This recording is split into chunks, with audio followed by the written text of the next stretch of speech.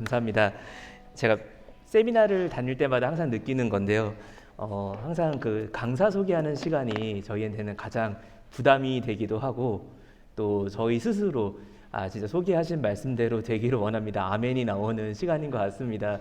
너무 부족한 사람이지만 또 목사님이 이렇게 소개해 주신 거 정말 10배, 20배는 이렇게 크게 소개를 해주셨지만 또 그 소개하신 대로 이렇게 살아갈 수 있도록 최선을 다하도록 하겠습니다. 이렇게 만나 뵙게 돼서 너무 감사합니다. 예, 먼저 저희 오늘 이제 1강 내용으로 저희가 나눠드린 교재를 가지고서 함께 강의 내용 나누도록 할 텐데요. 제가 화면을 잠시 띄우고서 강의를 시작하도록 하겠습니다. 그래서 저희가 이번 세미나의 주제로 하나님께 나아가는 두 가지 길, 제사와 율법책이란 내용을 이제 안내를 드렸습니다. 자, 왜 이것을 하나님께 나아가는 두 가지 길이라고 하느냐? 하나님께 나아가는 길이 A번 길이 있고 B번 길이 있고 이렇게 두 가지가 있다는 이야기는 아닙니다. 마치 사람이 어디를 갈 때 왼발을 쓰죠. 근데 오른발도 씁니다. 근데 왼발로만 가지는 않고 오른발로만 가지도 않습니다. 이 두 가지가 함께 동작하면서 저희가 원하는 곳을 갈 수 있는 것처럼 제사와 율법책이라는 것 또한 하나님께로 나아가는 함께 가야 되는 두 가지 길입니다. 그래서 이번 이 12권을 통해 가지고 그 내용을 함께 저희가 은혜 받기를 소망하는데요. 이 구속 시리즈 제 12권에 나와 있는 이 제목부터가 심상치가 않습니다. 사실 이 제목은 박윤신 목사님께서 이 제목을 훨씬 이전에 2013년부터 미리 정하시고 그것을 심지어 저작권까지 등록을 하셔가지고 그 내용을 갖다가 이렇게 보존을 해놓으셨어요. 그 중에 당시에 정리해두신 원고들 중에 일부가 먼저 10권, 11권 등으로 이렇게 출간이 됐었고요. 그리고 이제 남아있는 원고가 12권으로 상하권에 나눠가지고 이제 발표가 될 예정입니다. 그런데 이 12권 상권의 주제로 저희가 되어 있는 그 내용이 하나님께 나아가는 길, 제사와 율법책. 이 제사와 율법책이라는 주제를 한 권의 책에 담고 있는 경우를 제가 지금까지 공부하면서 봤던 책들 중에는 한 번도 본 적이 없었습니다. 일반적으로 한 권에 담기 쉬운 주제가 아니에요.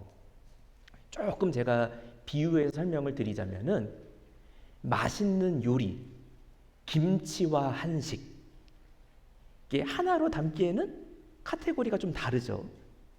그런데 그 두 가지를 하나님께 나아가는 길이라는 주제로 딱 엮어가지고 은혜 언약의 표징이라는 부제를 붙여서 책의 제목을 정하시고 그 내용들을 이렇게 정리해 나가는 것을 저희가 볼 수가 있어요. 물론 처음에 올로 목사님께 정하실 때 그 책 제목을 정하실 때는 다른 주제들을 더 넣으셨지만 그 중에 일부를 빼서 먼저 7권, 8권, 9권을 발간하시고 남아있는 주제들을 보니까 이렇게 정리되는 것이 맞구나.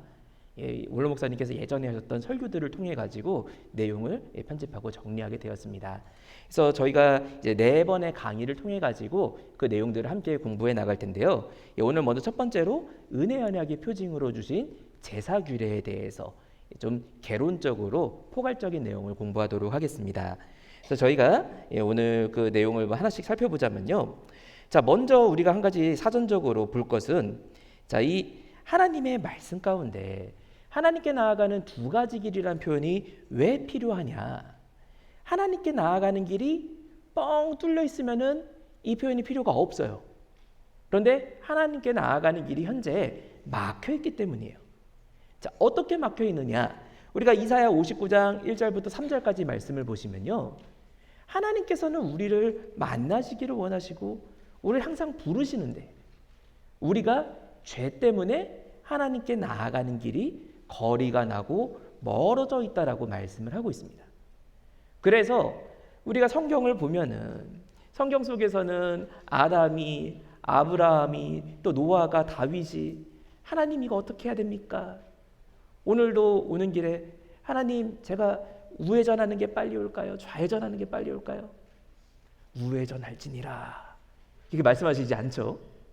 그러니 하나님께 나아가는 길이 사람의 죄 때문에 가리워지고 막혀 있어요. 하나님께서는 우리에게 계속해서 빨리 가려면은 너 일어나야지. 너 여기서 우회전해야지. 너 이렇게 가야지. 계속 우리에게 말씀하고 계시는데 거리가 멀어지는 바람에 우리가 듣지 못하고 알지 못하는 상황 가운데 있다는 것을 이사야 59장 1절 3절에서 말씀을 하고 있습니다. 그래서 우리에게 필요한 것이 하나님께 나아가는 방법들, 우리가 찾아낸 것이 아니라 하나님께서 가르쳐 주시고 하나님께서 나에게 오라라고 명령하시는 그 방법들을 우리가 온전히 순종하고 지켜나가면서 아버지 품으로 나아가야 된다는 것을 성경이 끊임없이 말씀을 하고 있습니다. 그래서 이것을 우리에게 가장 잘 보여주는 것이 바로 표징입니다. 자, 우리가 은혜 언약의 표징, 이 책의 부제이기도 하죠. 자, 은혜 언약의 표징이라는 게 도대체 무슨 말이냐? 자, 성경에 보면은 언약 사건들이 성경에 수도 없이 많이 나옵니다. 그리고 구속사는 그 언약 사건들이 언약이 선포되고 그것이 성취되고 또다시 선포되고 성취되고 연속으로 이어지면서 하나님의 구속사가 전진해 나갑니다. 그런데 이 언약들은 하나같이 공통점이 있어요. 사람이 먼저 하나님, 우리 언약 좀 맺읍시다 해서 언약을 맺은 게 아니라는 거예요. 하나님께서 일방적으로 내가 지금 언약이 필요한지 안 필요한지 알지도 못하는 사람에게 먼저 찾아오셔가지고 언약을 제의하시고 사람이 그 말씀에 순종함으로써 언약이 체결되고 성취되어 갑니다. 그래서 이것을 가리켜 자격이 없는 사람이 받았다 해서 은혜의 언약이라고 이야기합니다.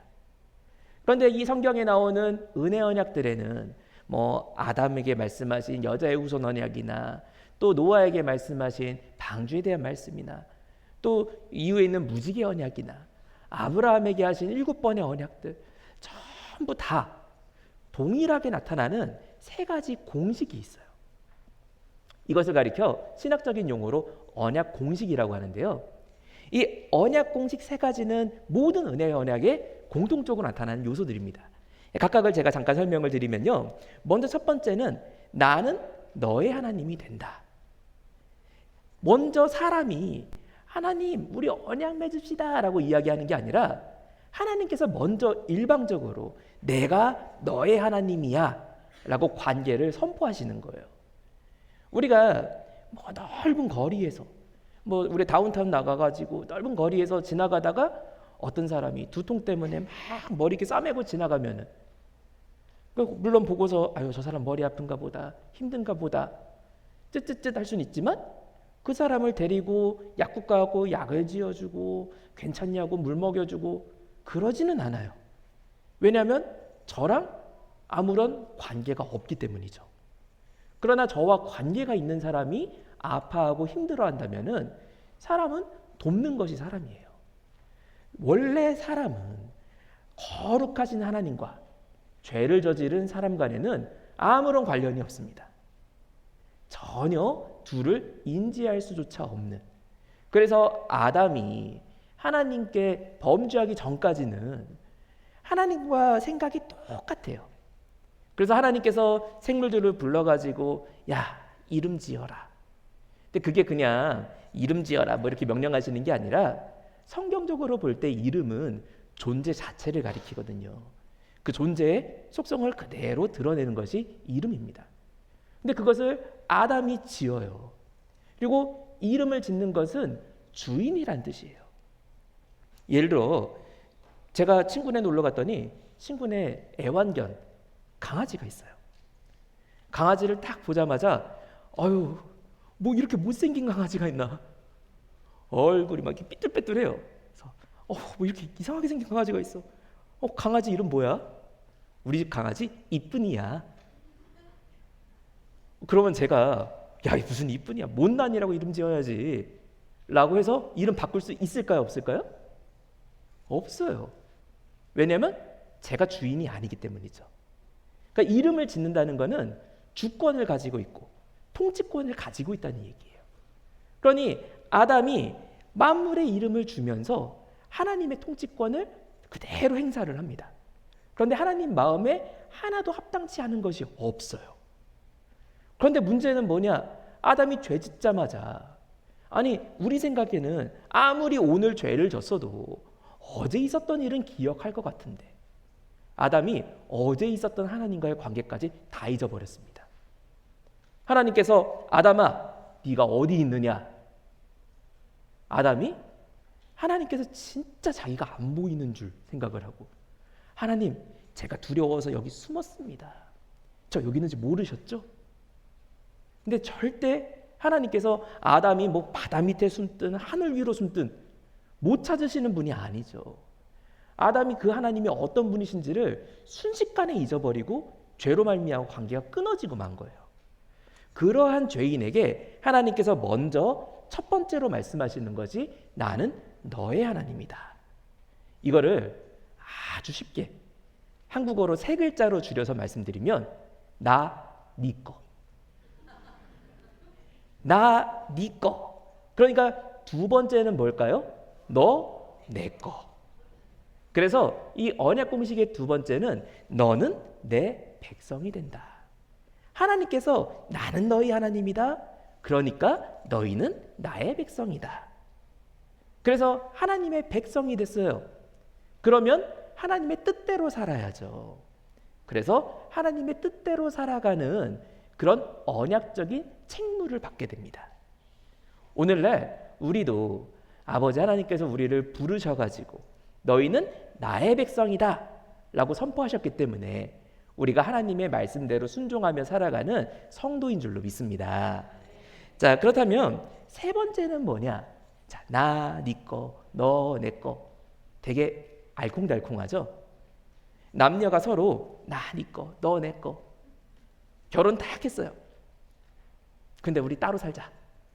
그러면은 관계가 이상하죠? 그러니까 서로 나, 니 거, 너, 내 거. 결혼하고 나면은 우리 같이 살자.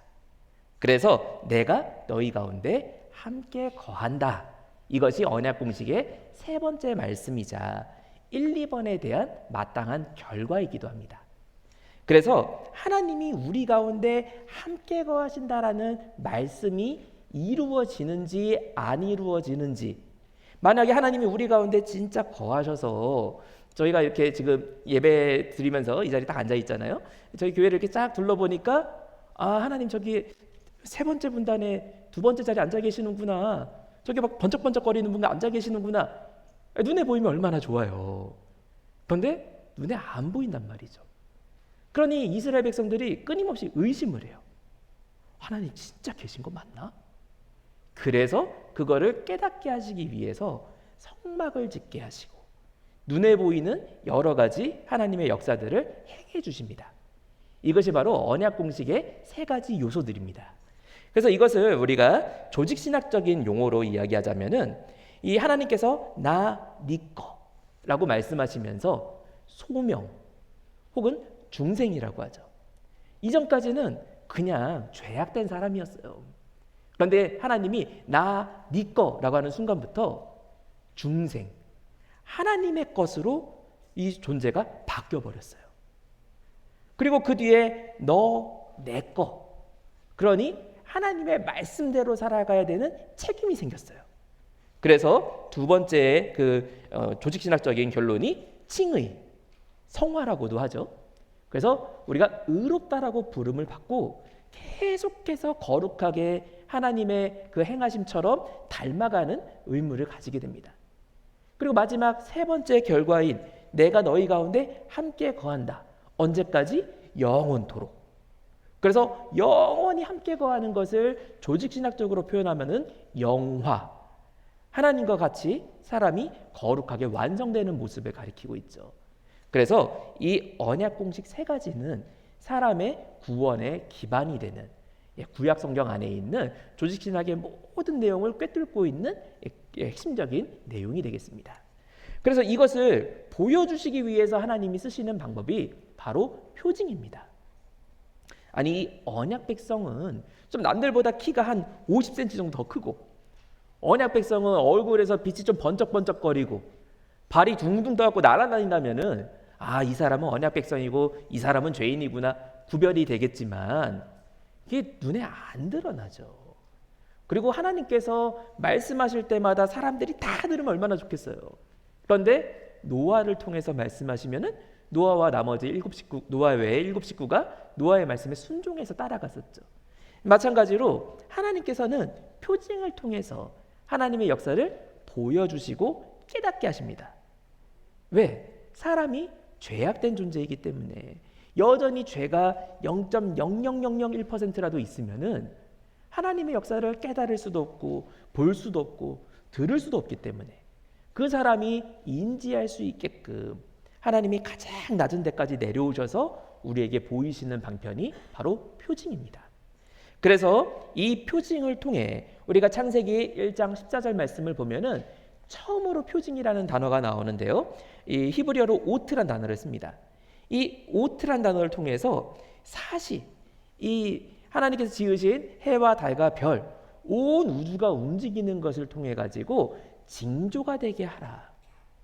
오늘 저희가 이 자리에서 만난 것도 그냥 어쩌다 보니 날짜가 2025년 6월이 된 게 아니라 하나님께서 태초부터 계획하시고 이날 자신의 말씀을 선포하시고 드러내시기로 표징으로 미리 약속하셨던 거 믿으시기 바랍니다. 그래서 우리가 그런 가운데 하나님의 백성에게 보이시는 표징을 통해서 하나님이 어떤 분이신지를 보고 느끼고 하나씩 배워간다는 거죠. 그래서 창세기 17장 11절 말씀에서도 언약의 표징이라는 말을 통해서 이 할례에 남은 몸의 흔적이 하나님의 언약을 눈에 보이게 하는 역할을 한다는 것을 분명하게 설명을 하고 있습니다. 이러한 표징이 성경에 수도 없이 많이 나오지만 그 중에 가장 분명한 형태의 표징이 있다면은 다음 세 가지, 성막과 제사와 율법책, 이 세 가지를 들 수가 있습니다. 그래서 성막이라고 하면은 눈에 보이는 예수 그리스도예요. 우리가 성막을 이해하기 위해서 한 가지 꼭 건너가야 되는 다리가 있다면은 시간의 다리와 공간의 다리를 좀 건너가야 됩니다. 오늘날 우리가 2025년을 살고 있으니까 혹시 여기서 제가 글자를 못 읽어요 라는 사람이 지금은 거의 없어요. 다 글을 읽죠. 성경을 볼 때도 책으로 성경책을 이렇게 하나씩 펼쳐갖고 읽습니다. 그런데 성경이 기록되던 시대, 특히 모세 때 같은 경우에는 글을 읽을 수 있는 것은 온 백성의 10분의 1밖에 안 될 거예요. 백성들 중에도 지도자급, 또 레위인들, 제사장들 이런 특별한 몇몇만 글을 읽을 수 있을 뿐이지 대다수는 글을 못 읽습니다. 그리고 지금은 성경 한 권 사는 거 한국에서 한 2만 원 정도 하거든요. 뭐 미국에서도 뭐 비슷하겠지만 뭐 20불 정도 하겠죠. 그러니까 뭐 그 정도 금액이면은 누구나 성경을 살 수 있으니까 성경책이 비싸서 못 읽어라는 말을 하는 사람은 아무도 없을 거예요. 그러나 당시에는 진짜로 성경책이 비싸서 읽을 수가 없습니다. 자, 그런 시대에 하나님에 대해서 알고 싶은 백성들에게 하나님이 어떻게 하나님의 방법을 계시하셨느냐? 글을 읽을 수 있든 없든 성막은 누구나 볼 수 있어요. 그리고 이스라엘 진에서 제가 자다가 밤에 가위가 눌렸어요. 막 너무 무서워요. 하나님 이거 떠나신 거 아니야? 내가 왜 가위 눌렸지? 텐트 문을 딱 열면은 이스라엘 진 정중앙에 하나님의 성막이 딱 위치하고 있어요.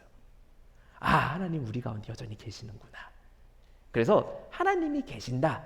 이것을 보여주는 가장 분명한 표징이자 장차 오실 예수 그리스도에 대한 설계도가 이 성막이었습니다. 성막에 대해서는 저희가 구조 시리즈 제9권에서 상세하게 내용을 기술을 하고 있고요. 나머지 두 가지 주제가 바로 제사와 율법책입니다. 이 박윤신 목사님께서 쓰신 정말 특별한 표현이 있다면은 제사야말로 예수님이 이루실 십자가 제사에 대한 예고편이자 설계도였다라고 표현을 하셨어요. 특히 설계도라는 표현에 저희가 너무너무 깜짝 놀랐습니다. 왜냐하면 제가 이 책을 저희가 자료들을 수집하고 편집하고 하는 과정에서 수많은 주석들과 논문들을 봤는데 어떤 학자도 제사가 십자가의 설계도였다 이런 비슷한 표현을 쓰는 분이 한 분도 없어요. 그런데 뭐라고 이걸 표현하셨느냐? 박아브람 박사님 표현이 만약에 예수님께서 이런 제사 규례가 없는 상태에서 십자가에 달리시고 죽으시고 우리 죄를 걸머지시고 죽으시고 부활하셨다. 그러면은 이제 이스라엘에 난리가 난대요. 하나님이 힘이 없어갖고 죽으신 거다. 아니다. 하나님도 한번 죽음이 뭔지 경험해보고 싶어서 죽으신 거다. 죽음의 의미가 뭔지 몰라가지고 다 난리가 나고 내 죄가 사해졌는지 뭐가 됐는지 아무도 모른대요. 그래서 십자가의 모형으로 미리 구약을 통해 가지고 2000년 동안 제사를 드리면서 훈련을 받은 끝에 예수님께서 십자가에서 나를 위해 죽으셨구나, 이거를 고백하게끔 하셨다는 거죠. 그래서 이 제사야말로 가장 분명한 십자가의 표징이었다는 겁니다. 그리고 이 율법책을 통해 가지고 제사의 의미가 무엇이고 어떻게 우리가 그대로 살아갈 수 있느냐를 가르치셨다는 거죠. 그래서 오늘부터 진행되는 이 4번의 특강을 통해 가지고 우리가 늘 드리던 예배와 우리가 늘 보던 성경이지만 이것이 근본부터 싹 바뀌어서 하나님께로 더욱더 가까이 가는 귀한 역사가 있기를 간절히 바라겠습니다. 자, 우리 2번째로 넘어가서 하나님의 부르심에 대해서 살펴보겠습니다. 자, 하나님의 부르심, 이것을 히브리어로 우리가 레위기에 나와 있는 첫 번째 히브리어 단어를 보면은 와이크라, 이것을 저희가 구속 시리즈를 편집할 때는 히브리어 바브를 이렇게 V로 읽어요, 저희는. 그래서 마이크라라고 이제 번역을 하는데 실제 발음은 W 발음으로 주장하는 분들도 있고 V 발음이 더 가깝다고 주장하는 분들도 있고, 공부하신 곳이 뭐 미국이냐 아니면은 뭐 유럽이냐 아니면 뭐 이스라엘이냐 여기에 따라서 발음 체계가 조금씩 다르기는 한데 뭐 W 혹은 V로 보통 발음을 합니다. 근데 제가 이렇게 강의안을 쓸 때는 주로 와이크라로 표현을 해요. 왜냐하면 이 한국어로 와이크라 이거를 그 싱가포르에 계신 김사무엘 목사님이 한번 딱 쓰신 다음에 이거 너무 쓸만하다 하고 저도 이게 따라서 쓰는데, 와이크라 이게 어렵잖아요. 와이 거라, 내가 부르니까 너 여기 와이 거라, 이렇게 생각하면 너무 쉽죠. 그래서 레위기라는 책이 어떤 책이냐, 사실 레위기는 어렵고 안 보고 싶은 책인데 레위기는 와이 거라 책이에요. 하나님께서 너 오는 방법이 뭐다, 나에게 이렇게 나아와라, 이걸 가르쳐주는 책이 바로 레위기입니다. 그래서 레위기의 이야기는 끝난 이야기가 아니에요. 사람들이 레위기는 구약 때 옛날엔 이렇게 제사 드렸대 이러고 덮어버려요. 그런데 그게 아니라 하나님께 나아가는 방법의 본질과 뜻이 무엇인지를 분명하게 드러내고 오늘날 우리 예배의 정신으로 이어지고 있는 이야기가 바로 레위기의 이야기입니다. 그래서 이것을 잘 나타내는 것이, 자, 우리가 출애굽기의 마지막 장면과 출애굽기 다음 책인 레위기의 첫 번째 장면을 연결해서 대조해 보면은 그 의미를 확 알 수 있어요. 자, 우리가 출애굽기 25장 8절부터 9절까지 말씀 보니까 하나님께서 이 성막을 지으라 명령하시면서 내가 그들 가운데 거할 초소를 지어라. 아까 이야기했던 은혜 언약의 세 번째, 내가 그들 가운데 함께한다라는 말씀이 이루어지는 것을 지어라. 그래서 열심히 지었습니다. 그래서 출애굽기 40장에 이제 마지막으로 조립을 다 하죠. 성막을 다 조립했어요. 자, 그리고서 우리가 출애굽기 40장 35절 말씀 보니까 성막 다 지었습니다. 하나님 감사합니다. 이제 만나러 갑니다.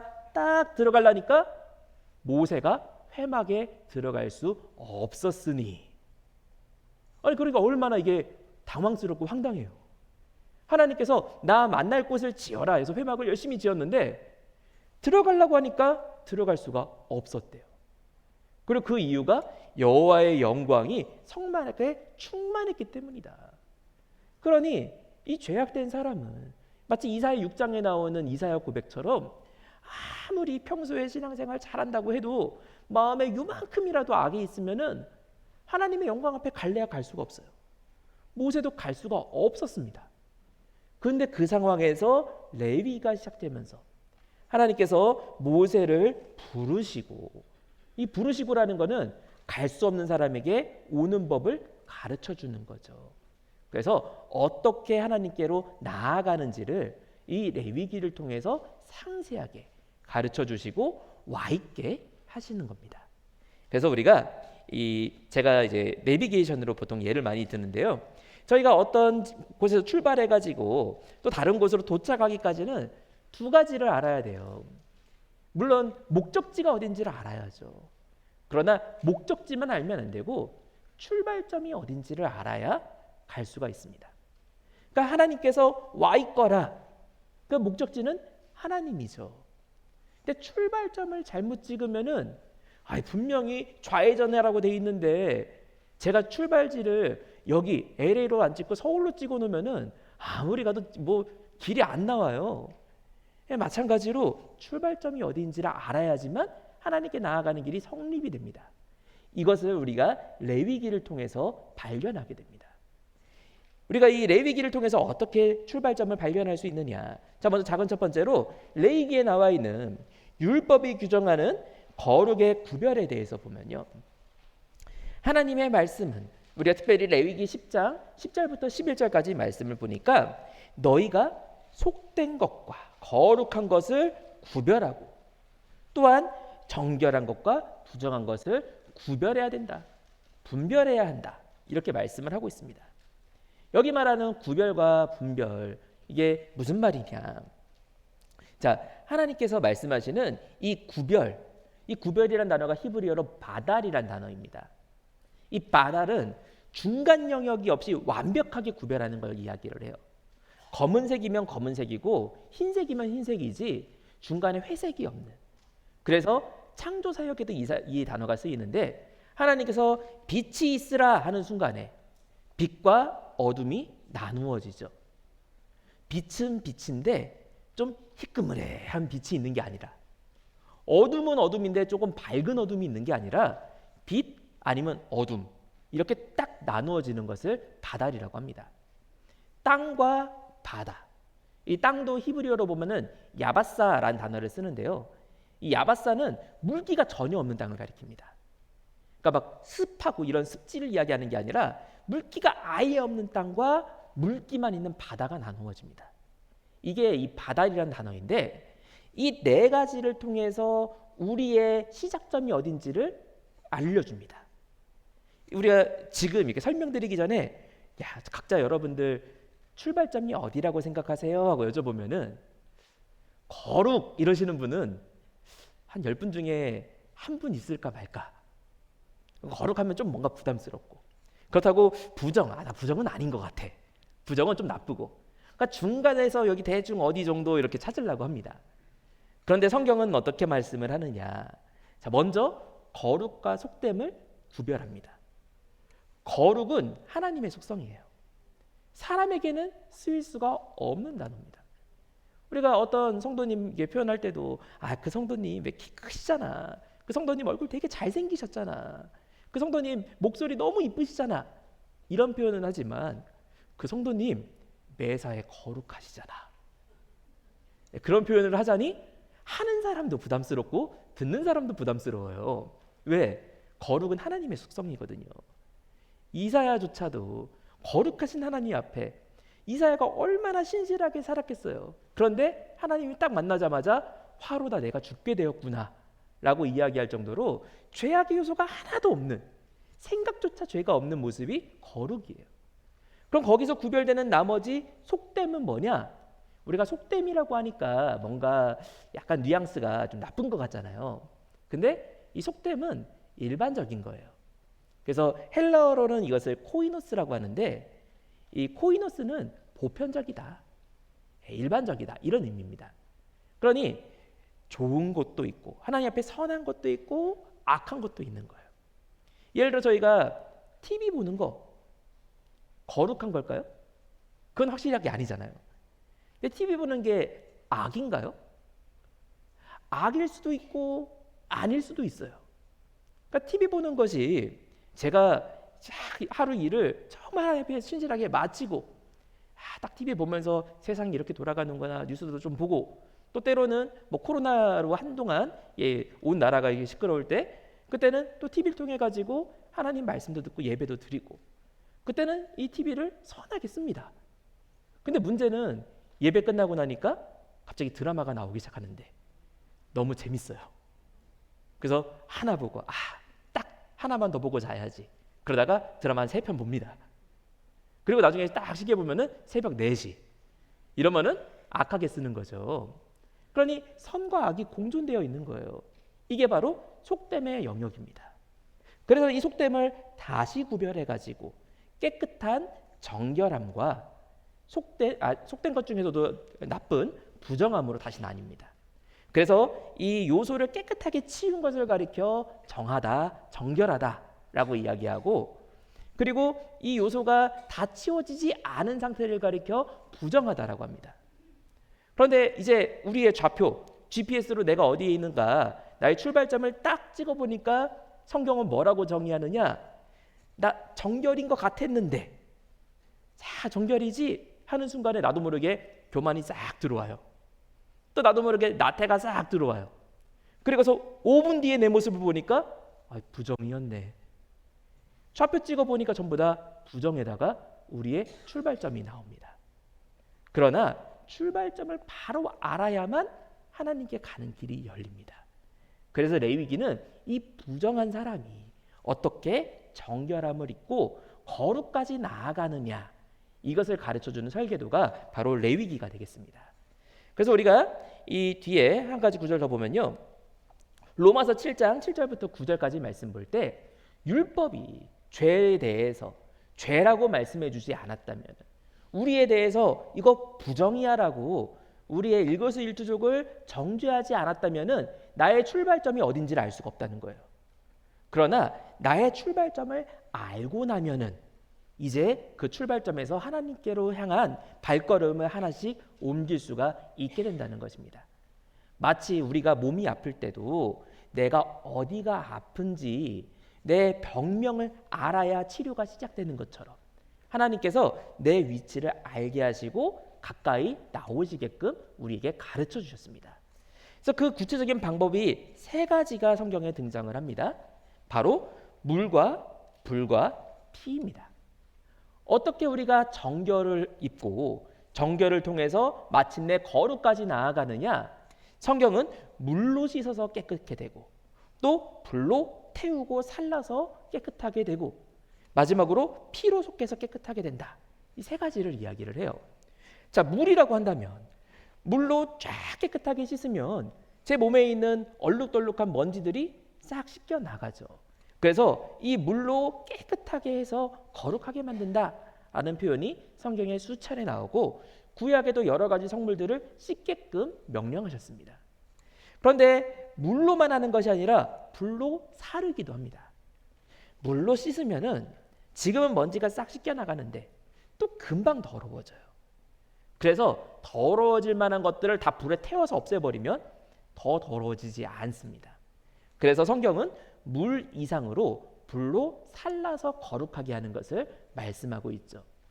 그리고 이뿐 아니라 레위기 17장 11절 말씀 보니까 육체의 생명은 피에 있기 때문에 죄로 말미암아 생명을 잃어버린 이 죄 문제를 피를 통해 가지고 죄를 속한다라고 이 피로 생명의 문제를 연결하여 말씀하고 있는 걸 볼 수 있습니다.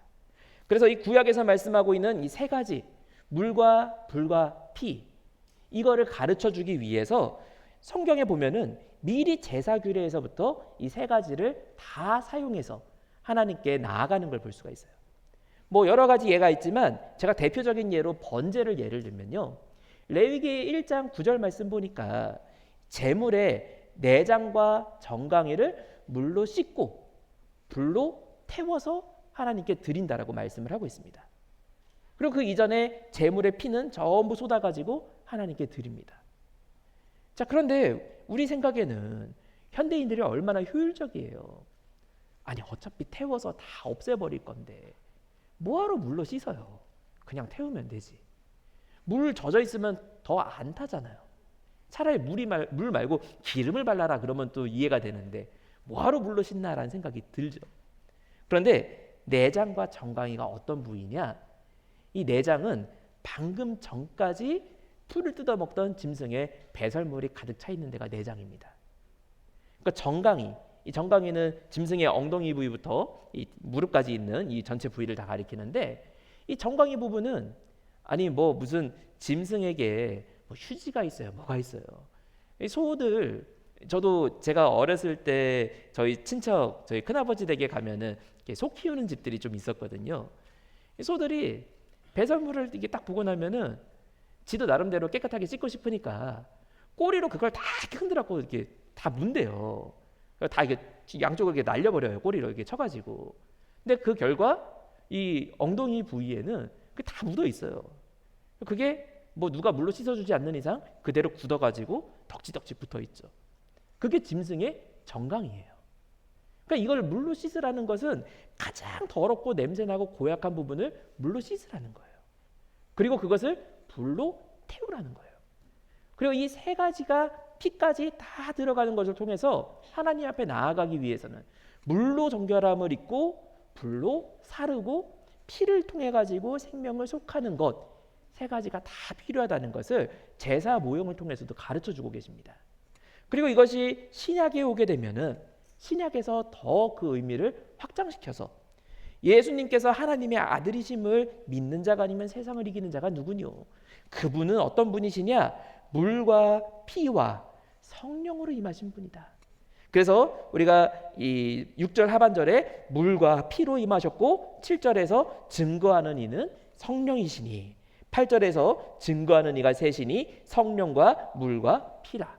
그리고 이 셋이 합하여 하나니라 라고 말씀하면서 삼위일체의 귀한 진리를 가르쳐주고 있습니다.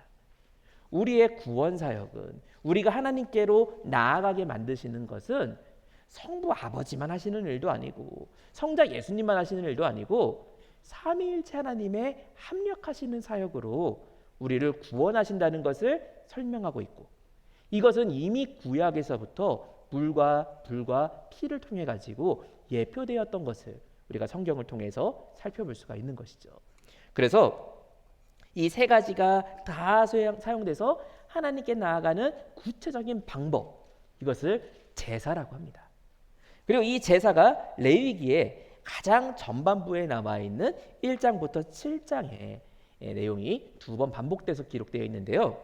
앞에 있는 1장 1절부터 6장 7절까지는 일반 백성들, 그러니까 제사를 드리는 사람 입장에서 기록이 돼 있다면 이 6장 8절부터 7장 나머지까지는 7장 38절까지는 제사장을 위해서 보다 구체적으로 이럴 땐 이렇게 해야 되고 저럴 땐 저렇게 해야 된다. 분배는 이렇게 해야 된다. 이런 내용들을 상세히 기록을 하고 있습니다. 그리고 그 뒤에 보니까 이 5대 제사 규례를 다 설명을 받은 다음에 그럼 바로 제사를 드릴 수 있느냐? 방법이 없어요. 왜냐하면 제사를 드리려면은 일단 이 제사를 드리는 제사장이 있어야 됩니다. 그래서 제사장을 세우는 이야기인 제사장의 위임식과 취임식 그리고 그날 있었던 나답과 아비후의 범죄 사건까지를 10장까지 기록이 돼 있어요. 그 나답과 아비후의 범죄 사건으로 아니 분명히 제사장이 취임식을 하면서 제사를 다 드렸는데도 불구하고 제사장이 그걸로 범죄를 했어요. 그러니 제사장 그럼 해고 파면 끝 이러고 끝나는 거가 아니라 그럼에도 불구하고 어떻게 다시 하나님께 나아갈 수 있느냐 이걸 가르쳐주는 것이 11장부터 16장까지의 내용이고 그리고 그 뒤에는 그렇게 하나님께 가까이 가는 백성들이 어떻게 살아야 하는지를 더 상세하게 말씀을 하고 있습니다. 그래서 이러한 레위기의 구조를 보니까 하나님께 예배를 드리는 방법, 구체적인 방법이 4가지로 정리가 되어 있어요. 먼저 화제, 불로 다 태워서 하나님께 드리는 거예요. 사람들이 전부 불에 집중합니다. 근데 불에 집중하시면 안 되고요. 불로 다 사르면은 남는 게 있나요, 없나요? 남는 게 없죠. 하나도 빠짐없이 하나님께 드린다. 내 거 하나도 없다. 이게 이 화제에서 가장 핵심이 되는 요소입니다. 그리고 두 번째 방법인 전제. 이건 물이나 포도주를 땅에 이렇게 쏟아가지고 드리는 거예요. 근데 이게 땅에 쭉 쏟는데 땅에 쏟고 나면은 그거 다시 막 흙을 갖다가 해갖고 막 쥐어짜면은 건질 수 있나요? 못 건져요. 마찬가지로 완전히 자신을 포기하고 다 드린다. 이게 이 전제의 의미가 되겠습니다. 우리가 참고로 이 사무엘상 23장에 보니까 다윗의 세 용사가 이야기가 나오는데 아니 다윗도 참 팔자가 참 좋죠. 다윗이 그 도피 와중에서도 블레셋과 전쟁 중에서 야, 내 고향에 있는 저 베들레헴 물이 그렇게 맛있는데, 아니, 다른 물도 아니고 꼭 자기 고향에 있는 베들레헴 물을 먹고 싶대요. 그러니까 저희식으로 오늘날식으로 얘기하면은 아유, 그냥 서울 사람이 서울에서 물 먹으면 되지. 내 고향에 있는 저 평양물이 그렇게 맛있는데 평양물 좀 떠와라. 그러니 세용사가 물 떠러 갑니다. 딱 물 뜨러 가는데 거기에 블레셋 군이 아주 진을 치고 있어요. 평양물 뜨러 가려면은 이 휴전선 넘어가야 됩니다. 북한군이 득실득실합니다. 근데 거기 가가지고 생명을 다해갖고 물을 떴어요. 아니, 뜨는 것도 대단하지만 뜬 다음에 가지고 왔어요. 무슨 오늘날처럼 텀블러 가져가서 거기에 물 담아 오는 거 아닙니다. 물통에다가 들고 오니까 달려오다가 내가 넘어지면 어떻게 돼요? 물이 쏟아지잖아요. 그러니까 넘어지지 않도록 막 지켜가지고 물 갖고 왔어요. 그럼 다윗이 딱 무슨 CF에 나오는 한 장면처럼 그 물 쫙 마시고 야, 너무 시원하다 캬 이러면 얼마나 좋아요. 그런데 다윗이 다 쏟아버립니다. 그거는 뭘 의미하느냐? 하나님, 이거는 제가 받을 것이 아닙니다. 이들의 충성은 왕에 대한 충성이 아니라 저를 왕으로 부르신 하나님께 대한 순종입니다. 하나님께서 임을 다 받으시옵소서. 전제로 드린 거예요. 그래서 이 전제는 내 것을 다 포기하고 하나님께 돌린다, 이런 의미를 가집니다. 그리고 세 번째와 네 번째가 거제와 요제죠. 거제는 하나님께 위로 드렸다가 아래로 내렸다가, 위로 들었다가 아래로 내렸다가, 이거 반복하는 것을 거제라고 합니다. 그래서 제가 한국에서 이렇게 강의할 때는 거중기라고 해서 위아래로 무거운 걸 이렇게 들잖아요. 그래서 거중기 하면 조금 더 이해가 되는 표현이라고 할 수가 있고요. 요제는 앞으로 드렸다가 뒤로 했다가, 역시 하나님께 드립니다. 하나님께 저에게 주셨습니다. 하나님께 드립니다. 하나님께 저에게 주셨습니다. 이걸 반복하는 것이 요제입니다. 제가 그래서 이 거제는 좀 뭔가 이렇게 갖다 붙일 게 있는데 요제는 좀 붙일 게 없어갖고 그냥 의성어로 요래 요래 흔든다, 요렇게 부릅니다. 그래서 요래 요래 흔들어 가지고 하나님께 드렸습니다. 제가 받았습니다. 이렇게 이제 드리는 것이 바로 이 요제입니다. 그래서 이런 네 가지 방식을 통해 갖고 하나님께 드리는데, 이 거제와 요제를 통해서 나타나는 그 모습도 우리가 요한계시록 4장에 보니까 24장로들에게 하나님께서 영광의 면류관을 딱 주시는데, 그 영광의 면류관을 24장로들이 다시 하나님께 다 드리죠. 못 받겠습니다, 안 받습니다, 이런 게 아니라 하나님 주신 것도 하나님이시고 받으실 분도 하나님이십니다. 그래서 주신 것을 다시 드리고, 그러니까 하나님께서 다시 주시고, 이것이 바로 요제와 거제에 나타나 있는 핵심 사상인 것을 볼 수 있습니다. 그래서 이 네 가지가 이제 5대 제사 규례에 나오는데요. 저희가 이 5대 제사 규례는 또 교회에서 각 권 공부를 할 때 이제 좀 더 상세하게 배우겠지만, 저희가 이 5대 제사 핵심적인 요소들만 오늘 일감을 통해 살펴볼게요. 그래서 먼저 이 5대 제사에 공통적인 요소가 있다면은 반드시 생축 중에서 하나님께 예물을 드리게 됩니다.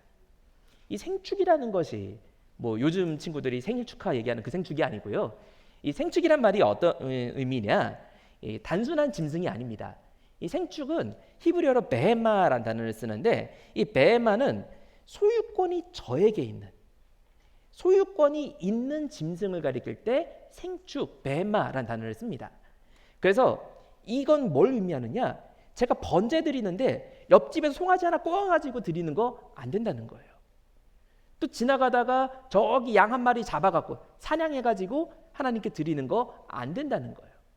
내가 정성을 들여가지고 길렀던 내 것으로 하나님께 예배를 드린다는 거죠.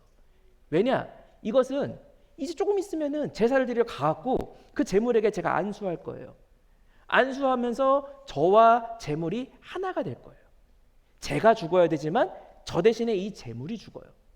그런데 이 제물이 만약에 여기저기 흠이 나 있고 사냥하면서 먹을 거 안 먹을 거 다 집어먹었던 그런 부정한 짐승이라면 제가 일치하는 순간에 제가 더러워져요.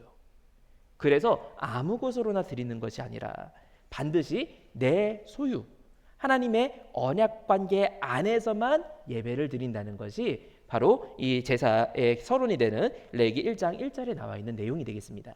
그래서 우리가 각 5대 제사 내용들 뭐 다 보면은 시간이 이제 저희가 모자라니까 핵심적인 요소들만 하나씩 살펴볼 건데요. 이 번제는 희생 제물의 가죽을 제외한 전 부위를 전부 다 각을 뜨고 가죽을 벗겨내고 그 각을 떠 가지고 하나님께 드리는 제사입니다. 그러니 여기 이 번제 우리가 일반적으로는 다 태운다 이것만 생각을 많이 해요. 그런데 태우기 전에 각을 뜨고 가죽을 벗기는 과정이 번제에만 기록이 되어 있습니다. 자, 근데 이 의미가 뭔지 우리가 잘 생각을 하셔야 돼요.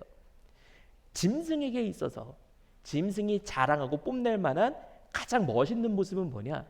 그 이스라엘의 황소가 붉은 빛이 돌아요. 해가 지면서 햇빛을 쫙 받으면은 정말 구릿빛 근육이에요. 반짝반짝해요. 얼마나 멋있는지 몰라요.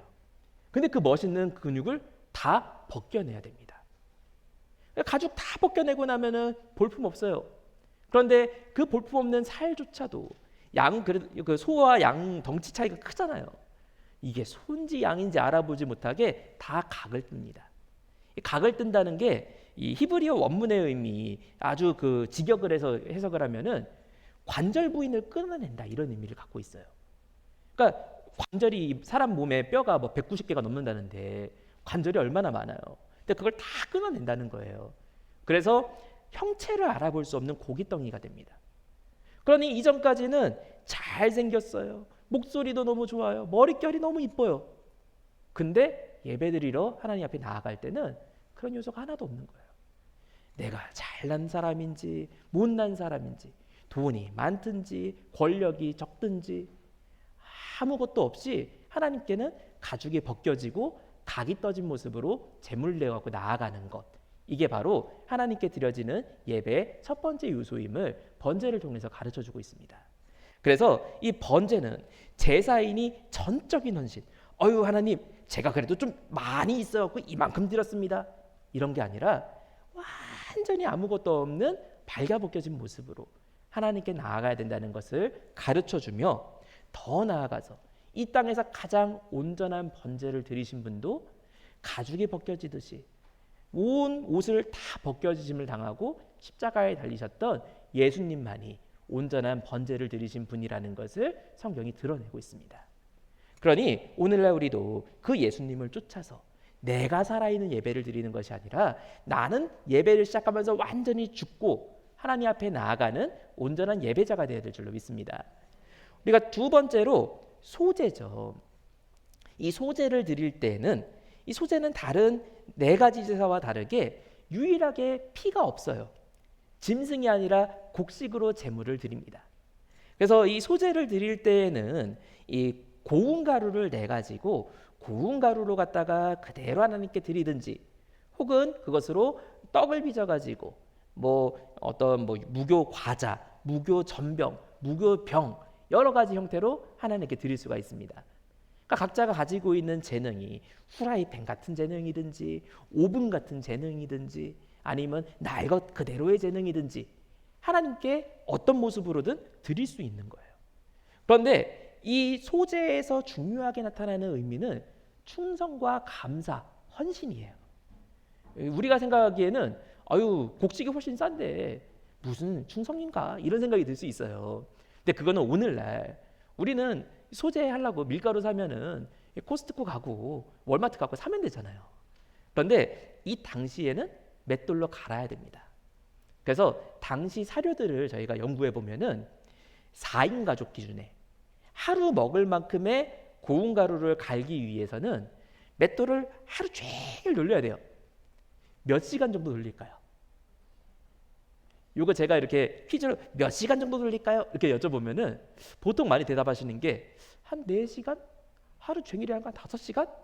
힘들었겠다. 제가 사료 보고 깜짝 놀랐어요. 적어도 10시간에서 13시간까지.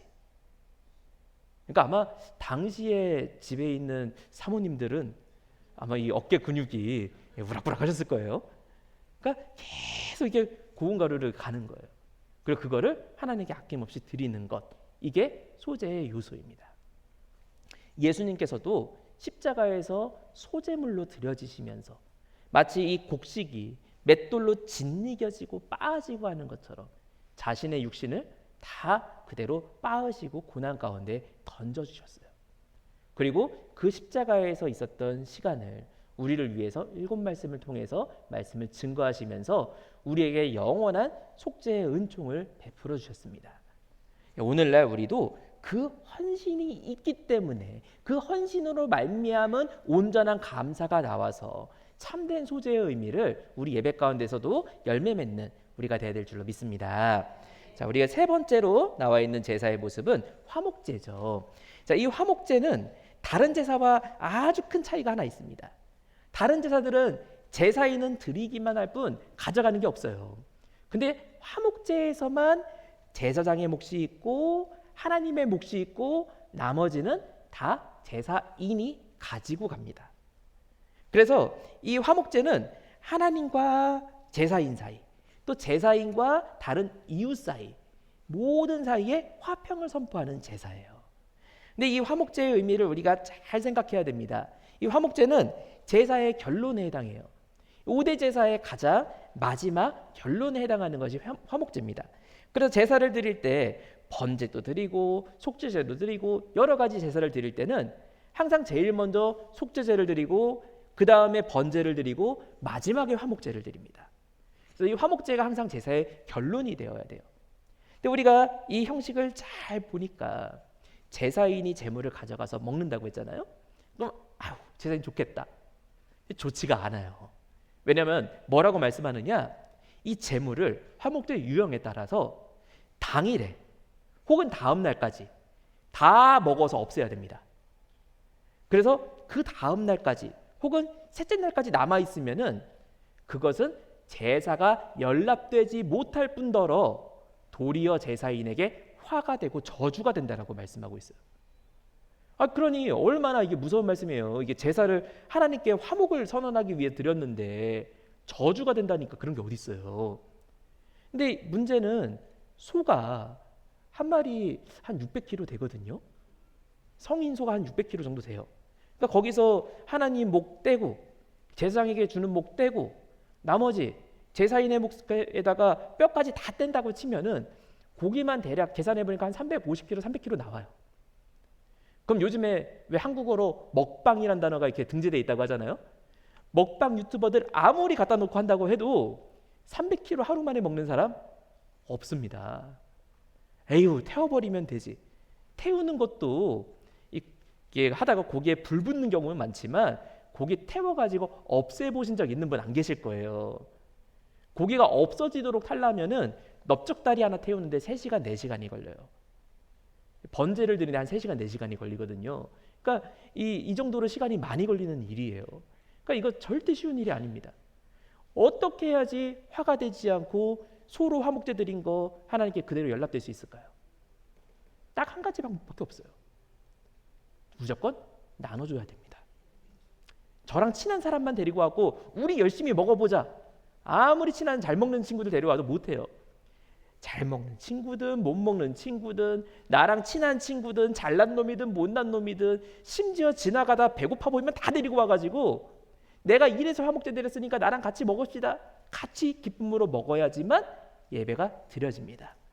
그리고 그때 진정한 화목제의 의미가 완성이 됩니다. 오늘날 우리가 예배로 연결해서 이것을 생각할 때 우리가 예배를 드려놓고도 예배가 저주가 되고 화가 되는 경우가 있어요. 왜 예배를 드렸는데 그게 저주가 되고 화가 되느냐? 예배 들으면서 말씀 듣고 너무 은혜를 받았어요. 세상에 이런 이야기가 있었구나. 성경에 너무너무 은혜를 받았는데 나만 알아요. 내 속에만 있어요. 그럼 그것이 어떻게 사람에게 작동을 하느냐? 사람이 죄인이고 본성에 죄성이 있기 때문에 딱 다른 사람 보면은 야, 넌 이거 모르지? 나 이거 안다? 너보다 내가 조금 낫다? 교만이 틈탑니다. 그리고 다른 사람이 실수하면은 너 이 새끼 너 이거 몰라서 그래. 정죄합니다. 그래서 이것이 저주가 되어버립니다. 그래서 어떻게 해야 되느냐? 제가 은혜 받았으면은 빨리 전해줘야 돼요. 또 옆에 있는 사람에게 빨리 나눠줘야 돼요. 서로 은혜 받는 거, 전 생각도 못했는데 이분이 은혜 받는 것도 저한테 나눠줘요. 그건 저도 은혜 받고, 서로 은혜가 함께 역사하면서 함께 회복되고 함께 성장해 나갑니다. 이게 바로 하나님의 화목이 살아있는 교회예요. 우리 늘푸른 동산 교회가, 또 더 나아가서 우리가 섬기는 각자의 모든 교회들이 이러한 화목이 살아있는 교회가 될 줄로 믿습니다.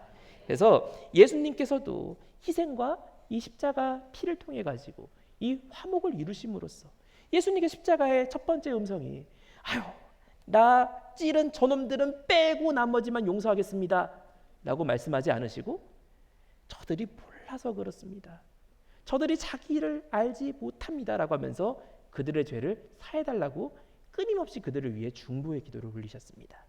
우리도 이러한 화목의 제사를 드리는 저와 여러분이 되어야 될 줄로 믿습니다. 이 화목제에서 하나님께 드리는 양, 이거 잠깐 하나 보여드릴게요.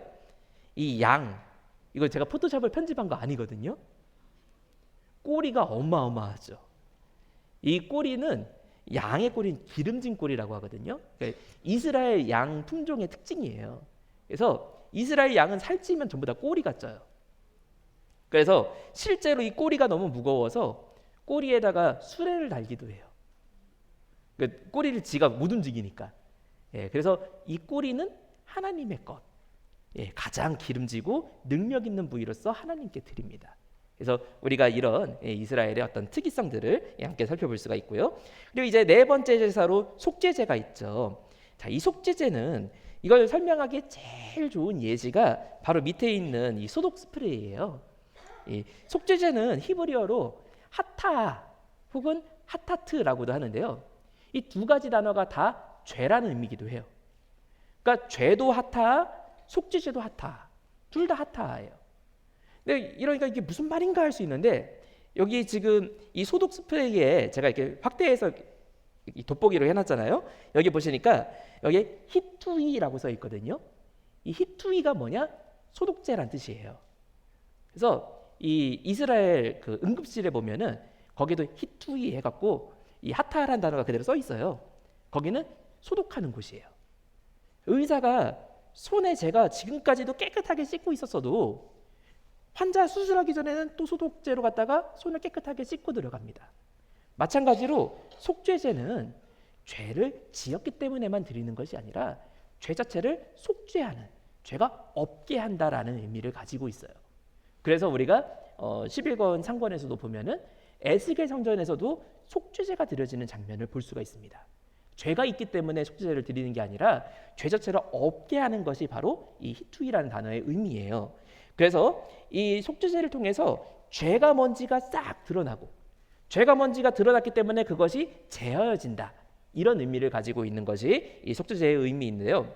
자, 우리가 이스라엘 속죄제의 규례를 보니까 속죄제를 드릴 때 범죄한 곳에 가서 피를 뿌립니다.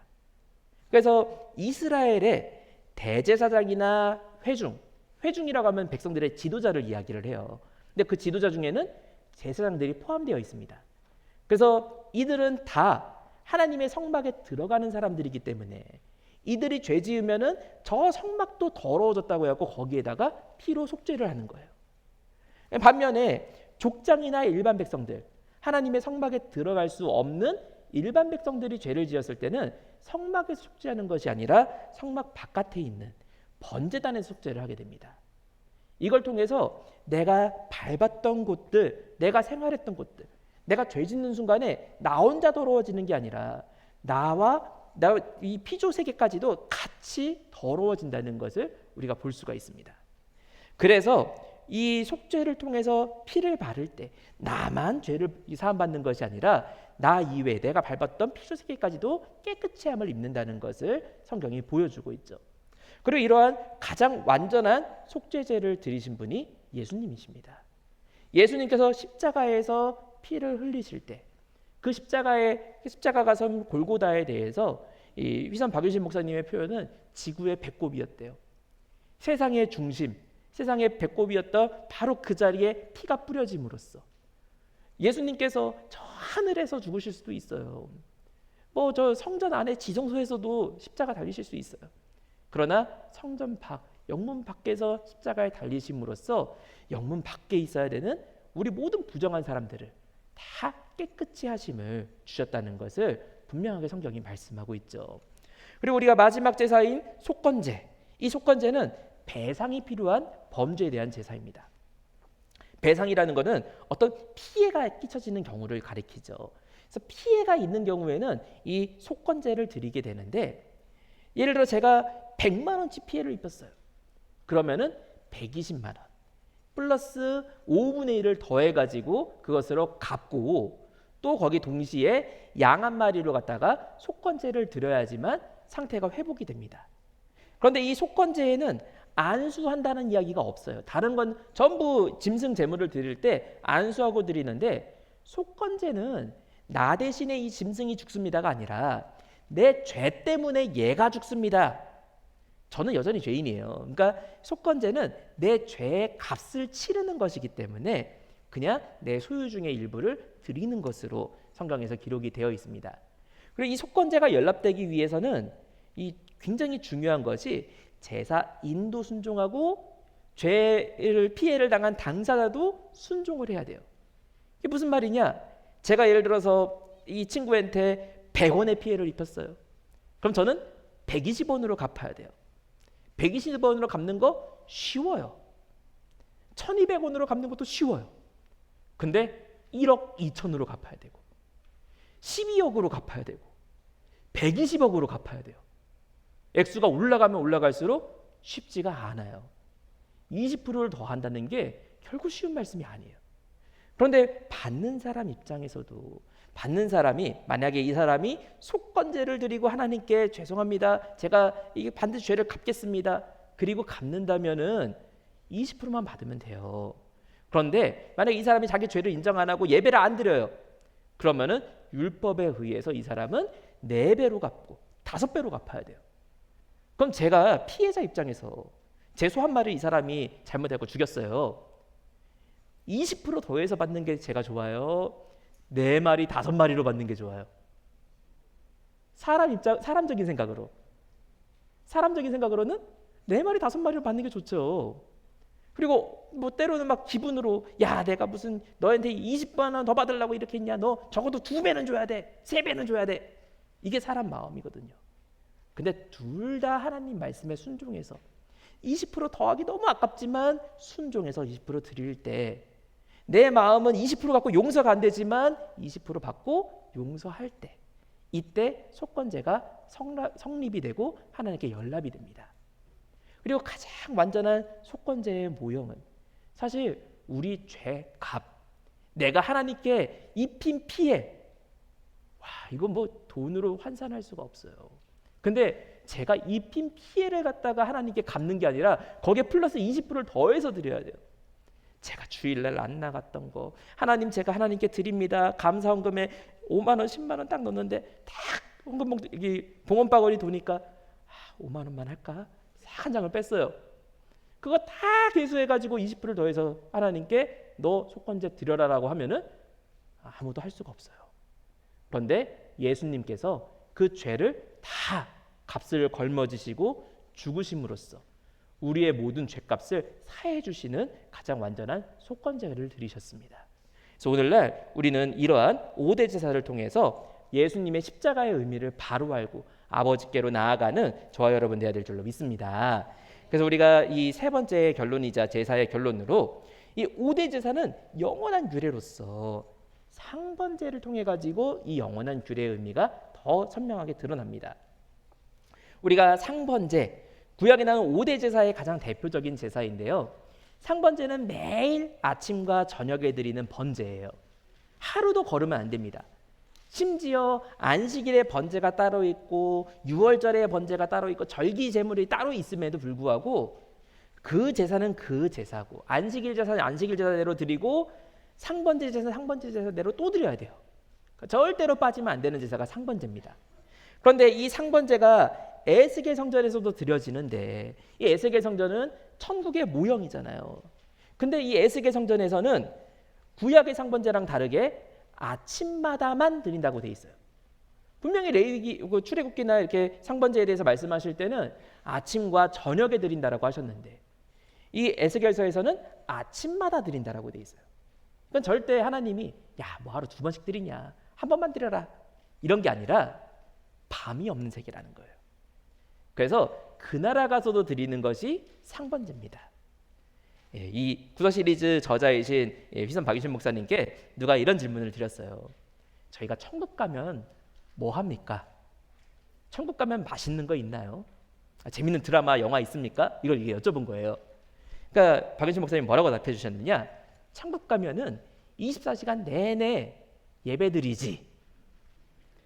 그러니까 무슨 표현인지 너무 잘 아시겠죠? 저희가 1월 1일 때 신년 예배를 저희가 이렇게 예배드릴 때 박유신 목사님이 설교하시면은 설교를 2시간 반, 3시간씩 하세요. 1월 1일은 모든 성도들이 다 모이고 제일 또 중요한 예배고 하니까 막 3시간씩 설교하세요. 그럼 너무 은혜롭죠. 근데 은혜만 받는 게 아니라 화장실로 가고 싶고요. 배도 고프고요. 덥고 힘들어요. 졸리기도 하고. 그래서 이 박윤신 목사님이 그 답변하신 다음에 한마디를 더 하셨어요. 근데 이 땅에서의 예배랑 그 나라에서 예배는 큰 차이가 있다. 무슨 차이가 있느냐? 그 나라에서 예배는 피곤한 것도 없고 졸린 것도 없고 무슨 말인지 모르겠다 까먹는 것도 없고 필기 못해서 막 이거 뭐였지 옆에서 물어보는 것도 없고 계속 깨달음과 은혜와 감사만 있는 예배다 라고 설명을 하셨어요. 그리고 저희가 5대 제사를 공부하는 이유는 바로 그 나라에서 그러한 온전한 예배자로 완성되기 위해서 이 땅에서부터 훈련받아가지고 하나님 앞에 참된 예배자로 드려지는 저 여러분이 되어야 될 줄로 믿습니다. 그래서 결론을 맺자면요, 구약의 5대 제사는 예수님의 십자가 제사의 설계도이자 오늘날 우리가 드리는 제사의 원형이에요. 우리 예배의 원형이에요.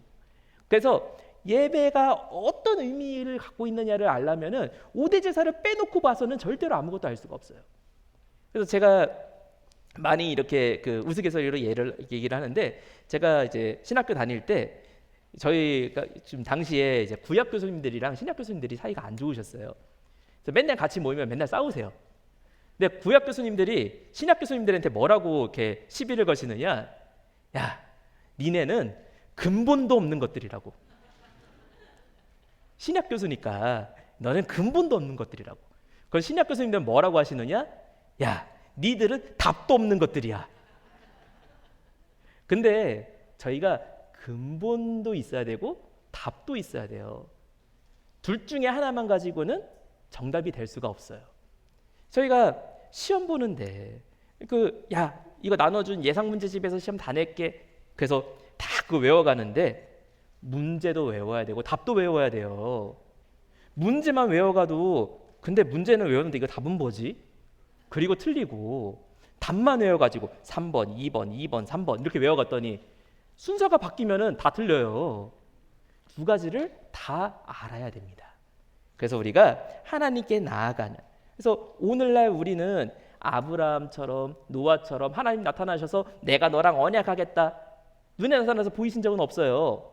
그러나 우리가 항상 언약 안에 참석하고 있는 게 이런 산 예배를 매일매일 드림으로써 아버지 앞에 예배자로 언약 백성으로 인정을 받고 마침내 하늘 세계에서 아버지 앞에 밤이 없는 세계의 온전한 예배로 완성되는 저와 여러분이 되어야 될 줄로 믿습니다. 그래서 이번 세미나를 통해서 이 남아있는 3번의 강의를 통해 하나님께 나아가는 온전한 제사와 말씀의 열매들이 다 되시기를 주님의 이름으로 축원하겠습니다. 함께 기도하겠습니다.